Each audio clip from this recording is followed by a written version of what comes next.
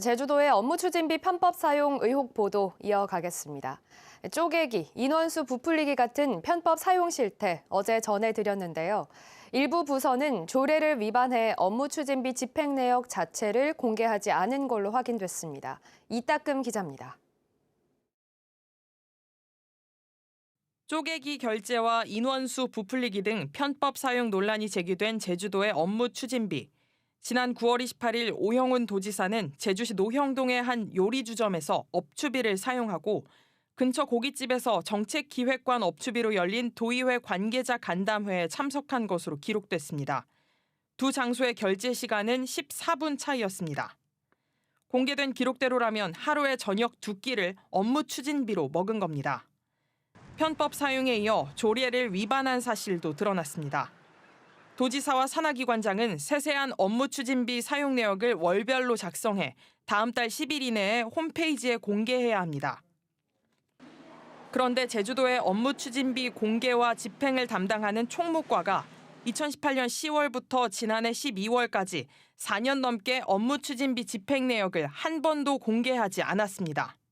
별다른 이유는 없습니다. 아마 담당자들이 좀 수시로 바뀌면서 저 정전에 안 하니까 그냥 또 이렇게 담당자들 좀 계신 누락으로 좀 이렇게 파악이 되고 있습니다.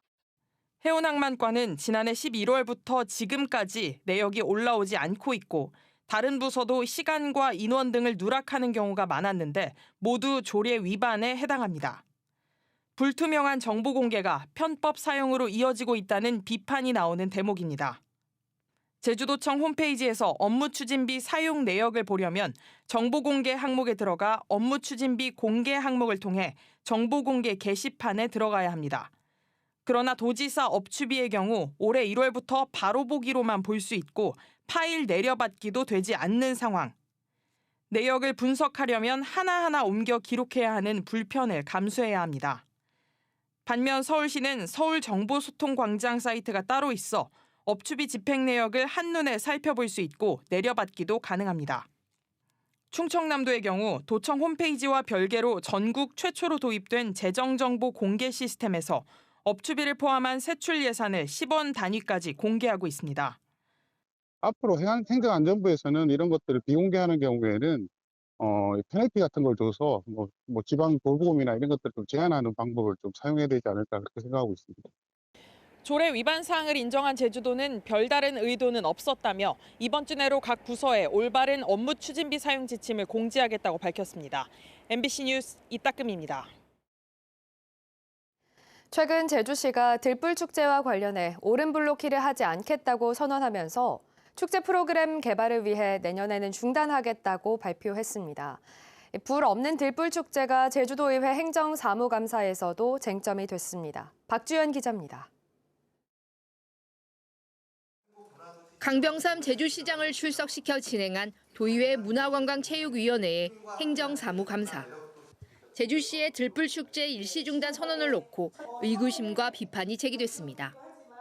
불 없는 축제가 과연 가능하겠냐는 근본적인 의문부터 일시 중단이라고는 하지만 아예 축제가 사라질 우려가 크다는 이유에서입니다.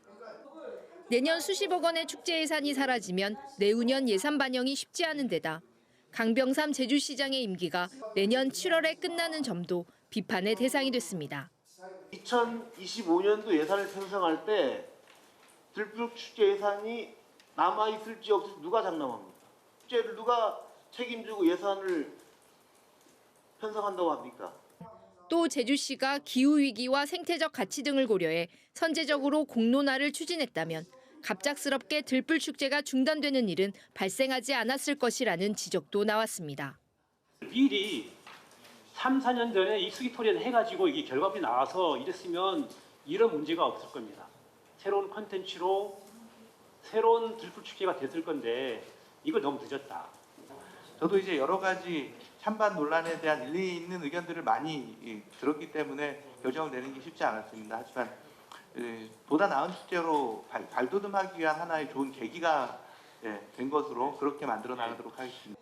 들불축제가 25년 동안 추진된 제주의 대표 축제인 만큼 오름 블로키를 대체할 만한 경쟁력 있는 콘텐츠 개발이 필요하다는 대안도 제시됐습니다.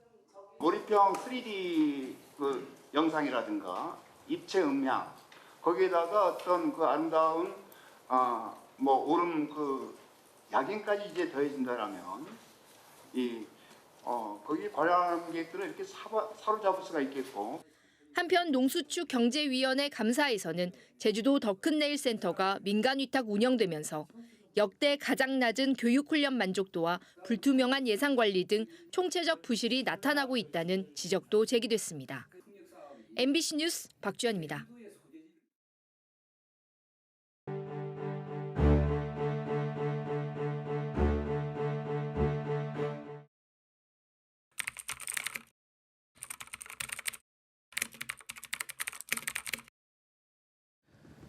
피고인 김시범은 초대 조천 면장이었습니다.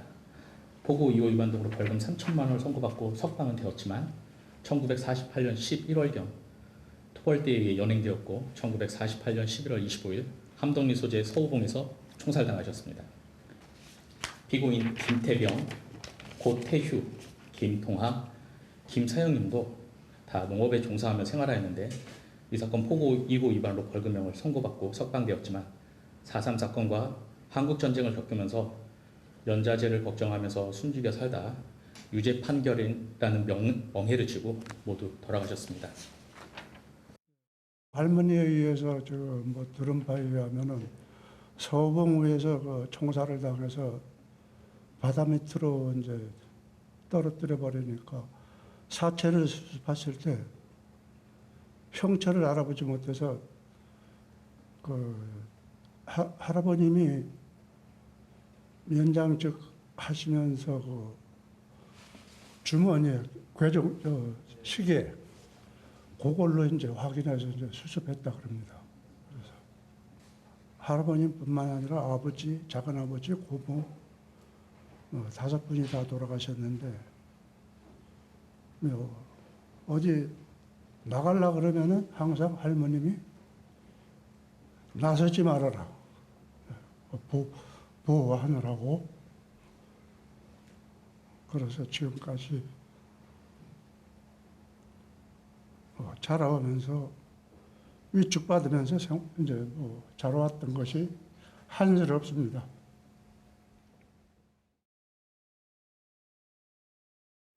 저희 아버님이 돌아가시면서 저희들에게 한 얘기가 미안하다였습니다.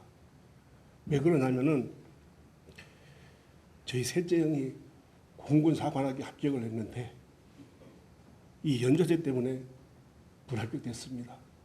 이걸로 인해 가지고 가족 간에 아버지가 엄청 다퉈가지고 집을 나갔습니다. 그 후유증이 지금도 오고 있습니다. 4.3이라는 이게 끝난 게 아닙니다.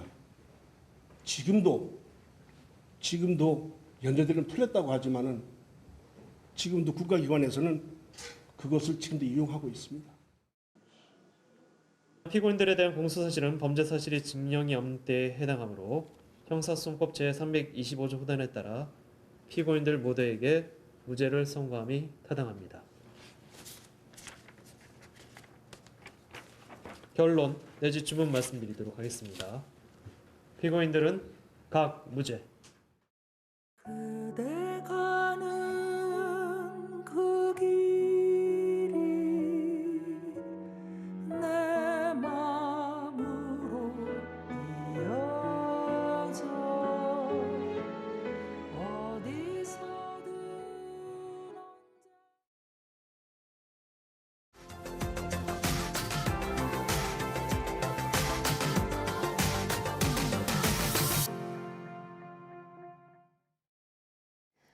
춘천시가 운영하는 유기견 보호소에 버려지거나 주인 잃은 개들이 넘쳐나고 있습니다. 2달 전 불법 돌견장에서 100마리가 한꺼번에 들어온 뒤 전염병까지 돌면서 입양마저 중단됐습니다. 허주희 기자입니다. 한 마리만 들어가도 좁은 철창. 비쩍 마른 대형견 2마리는 서 있기도 힘들어 보입니다. 배설물을 아래로 빠지게 하는 이른바 뜬장에 있던 개들이 한 마리 한 마리 구조됩니다. 30마리 정도는 있는 걸로 제가 알고 있었거든요. 근데 지금 들어가니까 자기가 반려견이다라 주장하면서 4마리는 바닥에 내려놨는데 춘천시가 올해 불법 독연장에서 구조한 개는 98마리. 모두 유기견 보호소로 데리고 와 치료를 하면서 보호하고 있습니다. 그런데 한꺼번에 많은 구조견들이 들어오면서 유기견 보호소는 포화 상태가 됐습니다. 150마리까지 수용할 수 있는 공간인데 100마리나 더 초과한 상태입니다. 밀집도가 높아진 데다 구조견들의 건강 상태가 좋지 않다 보니 전염병이 돌면서 입양까지 일시 중단됐습니다. 피학대견이 지금 저희가 한 100마리 정도 들어왔기 때문에 거기에서 발생한 전염병 나름대로 분리는 하는데 그래도 위험도 좀 많죠. 춘천시는 급히 견사 증축에 나섰습니다. 조만간 공사가 마무리되는 대로 분리해서 보호하기로 했습니다. 공간이 부족해지다 보니 이렇게 새로 견사를 짓고 있습니다. 대형견으로 따지면 60마리 정도 수용할 수 있는 규모입니다. 버려지거나 길을 잃은 동물은 지난해 춘천에서만 570여 마리. 하지만 입양 건수는 190여 마리로 절반에도 못 미칩니다. 버려지는 개는 많은데 새가족 찾기는 점점 더 힘들어지면서 올해 137마리가 유기견 보호소에서 인도적 처리됐습니다. MBC 뉴스 허주입니다.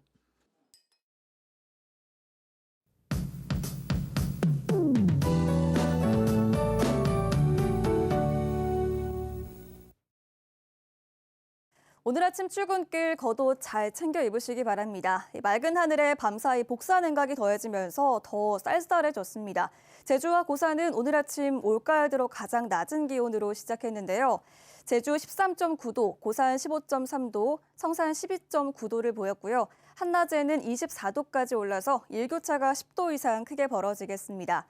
서해 남부 해상에 있는 고기압의 영향으로 오늘도 제주 전 지역에서 맑은 날씨 보이겠습니다. 쾌청하겠고요. 한낮에는 가을볕이 따스하겠습니다.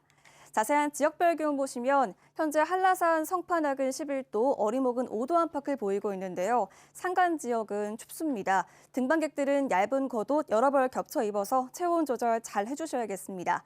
현재 동부 지역은 13도, 북부 14도, 남부 지역 16도 보이고 있고요. 낮 최고 기온은 성판악 19도 안팎에 그치겠습니다. 남부와 동부 지역 24도, 북부 23도, 서부 지역 22도까지 오르겠습니다.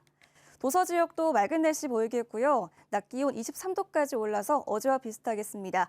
섬 지역으로 가는 바닷길도 양호하겠는데요. 바다의 물결은 제주도 전 해상에서 잔잔하게 일겠습니다.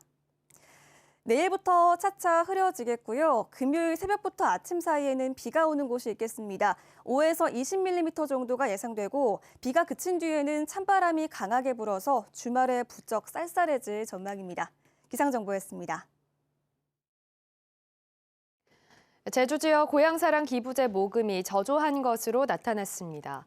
더불어민주당 송재호 국회의원에 따르면 지난 8월 말 기준 제주 지역 고향사랑 기부제 모금액은 5억 6천만 원으로 예상 전망치 40억 원의 14.1%에 불과했습니다. 반면 경북은 79.8%, 인천 76.7%, 서울 73.5%로 70%대를 유지하고 있습니다. 도내 주요 도로에서 교통량 조사가 실시됩니다. 제주도는 오는 19일 오전 7시부터 20일 오전 7시까지 24시간 동안 도내 지방도와 시도 등 102개 노선 162개 지점에서 교통량을 조사합니다. 이번 조사에는 모두 407명의 조사원이 투입되며 조사 결과는 앞으로 도로 사업 추진의 기초 자료로 활용됩니다. 지난해 조사에서 제주에서 가장 교통량이 많은 곳은 노형로 도로교통안전공단 앞으로 24시간 동안 5만 7천여 대가 지나간 것으로 나타났습니다. 제주를 배경으로 한 콘텐츠 제작이 추진됩니다. 제주도는 국내 최대 규모 콘텐츠 제작사인 SLL 중앙주식회사와 제주 K 콘텐츠 제작 활성화와 제주 영상산업 발전을 위한 업무 협약을 체결했습니다. 해당 제작사가 최근 제주도 삼달리를 배경으로 한 드라마를 제작 중인 가운데 제주도는 연계된 관광상품 개발에 나설 계획입니다. 새 제주관광공사 사장으로 내정된 고승철 후보자에 대한 인사청문 절차가 시작됩니다. 제주도는 고 후보자에 대한 인사청문 요청서를 도의회에 제출했습니다. 도의회는 조만간 서류 검토를 거쳐 문화체육관광위원회가 인사청문회를 개최할 계획인데 현재 진행 중인 임시회 회기를 감안해 이달 말을 전후에 청문회가 열릴 걸로 전망됩니다. 국민의힘 제주도당의 주요 당직자 공석 사퇴가 이어지고 있습니다. 국민의힘 제주도당에 따르면 이명수 도당 사무처장이 오늘자로 임기가 만료됐지만 공모 절차가 이루어지지 않아 당분간 자리가 빈 상태가 이어질 것으로 보입니다. 또 제주시 을 당협위원장 자리도 2차례 공모에서 임명되지 않아 1년 5개월째 공석 사퇴가 이어지고 있습니다. 행정사무감사에서 제기된 서귀포 의료원의 마약류 의약품 도난 사건과 관련해 경찰이 수사에 착수했습니다. 서귀포 경찰서는 지난달 25일 직원이 의료원에서 향정신성 의약품을 훔쳐갔다는 신고가 접수됨에 따라 관련 사실을 조사하고 현장 CCTV를 확인하는 등 수사에 착수했습니다. 혐의를 받고 있는 서귀포 의료원 직원은 경찰의 모발과 소변 검사를 거부하고 있는 걸로 알려졌습니다. 제주에 이주하는 청년이 매년 줄고 있습니다. 통계청에 따르면 제주에 전입신고한 만 19세 이상 39세 이하 청년은 2020년 16,000여 명을 기록한 뒤 2021년 15,000여 명, 지난해 14,000여 명으로 매년 1,000여 명씩 줄고 있습니다. 이와 함께 2016년 14,600여 명이던 순유입 인구도 해마다 줄어 지난해에는 3,100명 수준까지 떨어졌습니다.